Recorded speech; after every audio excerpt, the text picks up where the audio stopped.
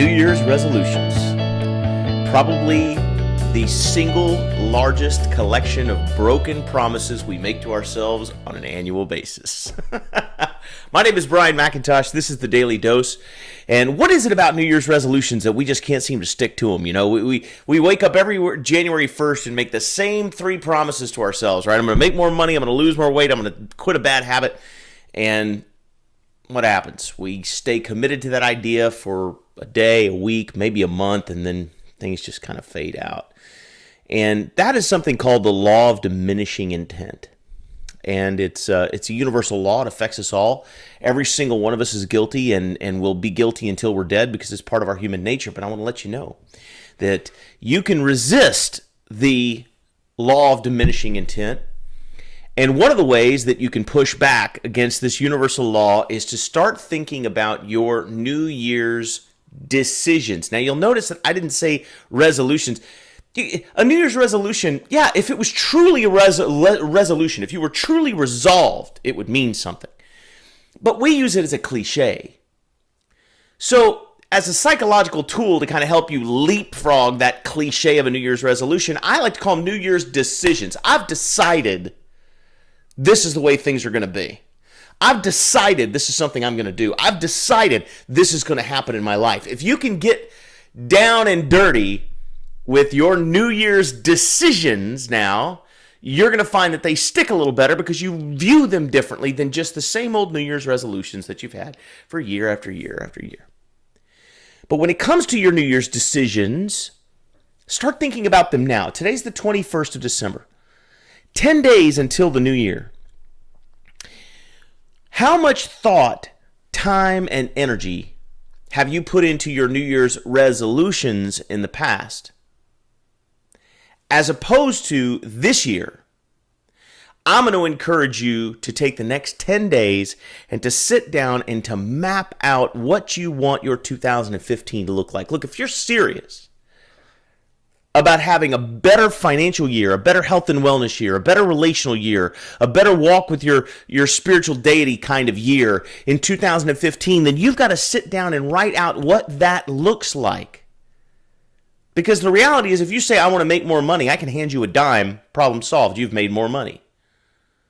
If you say, I want to be healthier, well, I mean, what does that look like? What does that mean?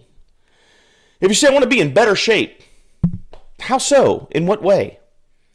I mean, if you could do one more push-up than you could do 2 weeks ago, is that better shape? Is that mission accomplished? No, probably not. So you've got to know what that looks like. So here's what I've done. In just the last couple days, I've started taking out my journal and literally saying, okay, what do I want out of my 2015? What does that look like? What am I going to have to do to accomplish that? And even more importantly, what am I going to have to give up if I want to accomplish that? And that right there, guys, that's the key. That's the part a lot of people don't think about. It's not what you have to do to reach your goals. It's what are you going to have to give up in order to reach your goals.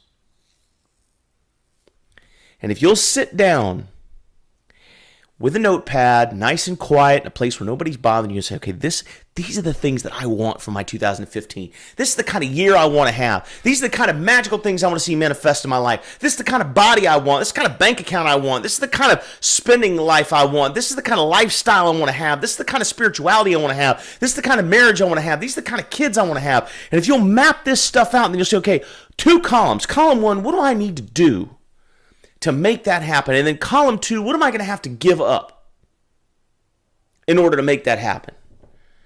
You know, if 6-pack abs is your 2015 New Year's decision for your health and wellness goal, I promise you Haagen-Dazs 4 nights a week is not going to get you there, right?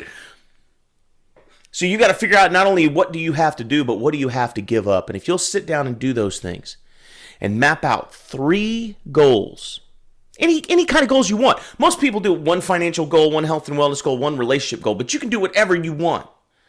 Me personally, I have 1 personal achievement goal, 1 health and wellness goal, and 1 business achievement goal. And that's what I've got this year.